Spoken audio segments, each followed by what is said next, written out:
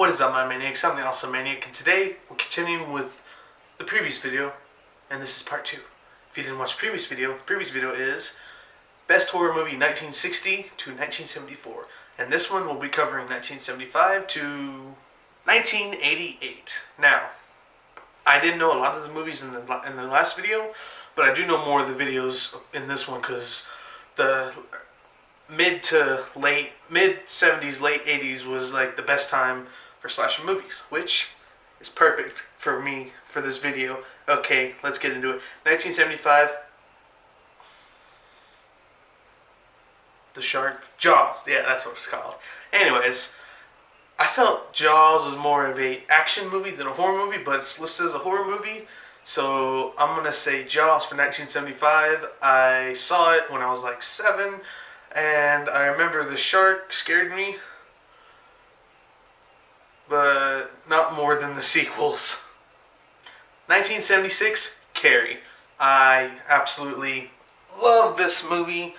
I think the 2013 remake is okay, even though I love Chloe Grace Moretz. You may not have heard that before, but you hear it from now on. Chloe, will you marry me?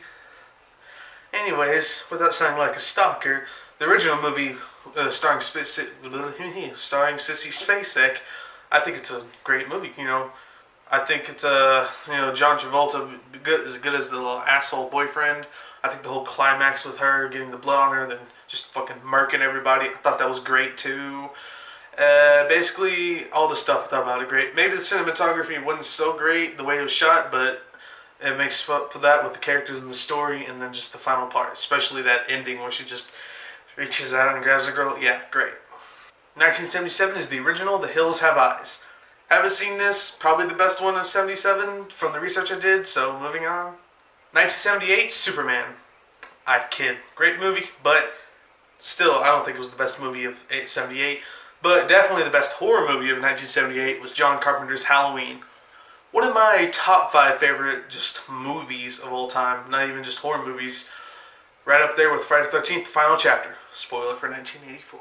Anyways, like I said with Psycho, what more has to be said about this? I recently rewatched this 2 times in one day because I was doing research for the upcoming Halloween fan film that I'm making. Which brings us to the Amityville Horror, also starring Margot Kidder from Superman and Black Christmas.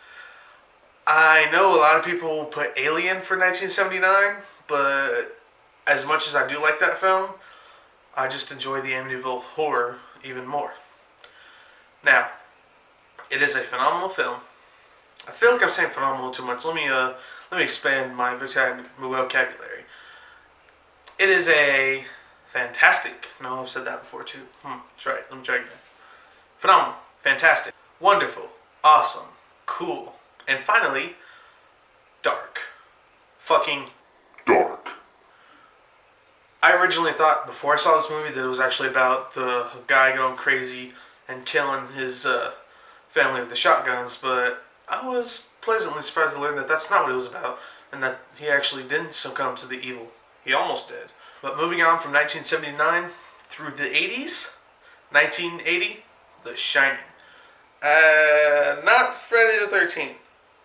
I thought The Shining was a better made film, and even when I rank the Friday films eventually, or if you've seen my original review for the original Friday the 13th, I don't find it all that great, even though the kills are. I find it very boring. So let's just stick with Stanley Kubrick's The Shining, which was a great film. It was scary. It was driving Jack Torrance crazy, and maybe even me a little bit. I mean, I know I'm called the Awesome Maniac, but I swear I'm totally sane. And not to mention little Danny with that backwards foot. Oh shit! Now I'm afraid. With that backwards walk, just to confuse him. Great stuff. Moving on. 1981 was a tough one, but I had to go with Friday the 13th Part 2, which, if you saw my review for that, you'll know that I quite like that one very much. And Halloween 2 is a very, very close second, because both films, I think, and here we go again, are phenomenal. Just like AJ Styles. They're just phenomenal ones. But I think I'm gonna have to edge it out with Friday the 13th Part 2 because of Ginny Field. Possibly my favorite final girl. I haven't quite given her that honor yet, but I feel like she could take it over. But I love the way that they had like the kind of naive Jason when he was kind of still learning how to kill, even though he got way better in Part 3. Not to mention him wearing the sack head, which, I always thought was interesting. Because even more so than the hockey mask, you don't know what's underneath that. All you have is the one tiny little eye hole. But 1981, Friday the 13th, Part 2.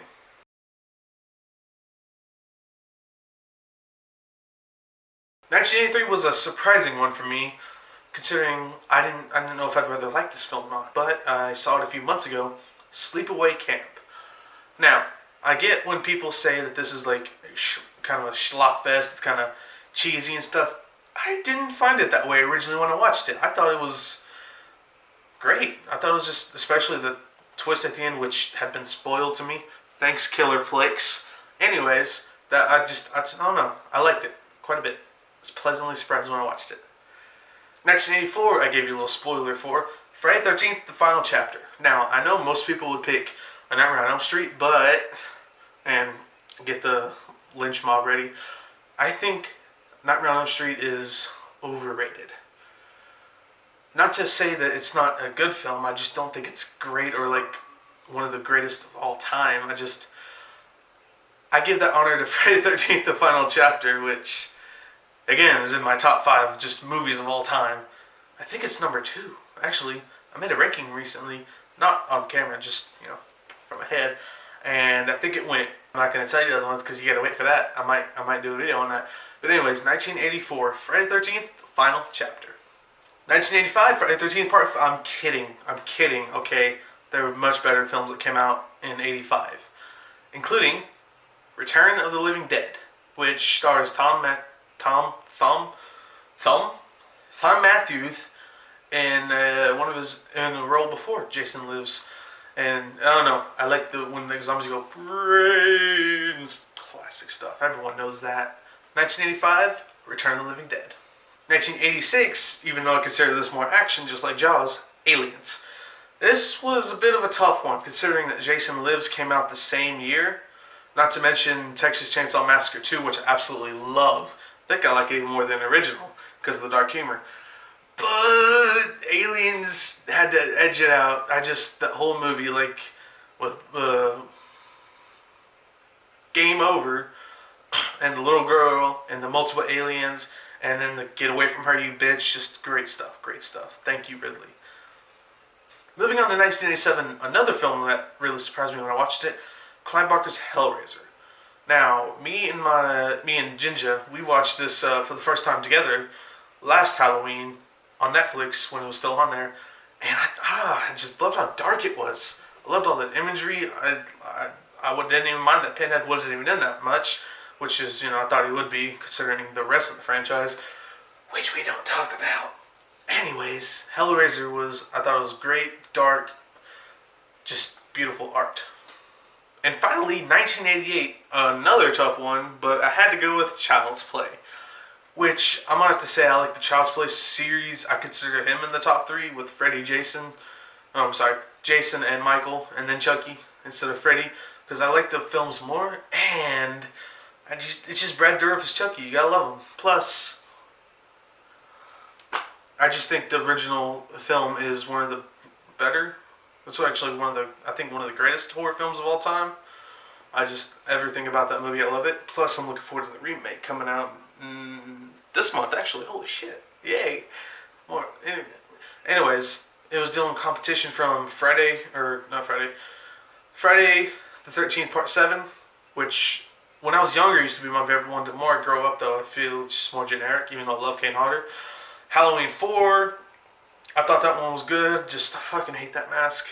I want to love that movie more, but I can't because of the mask.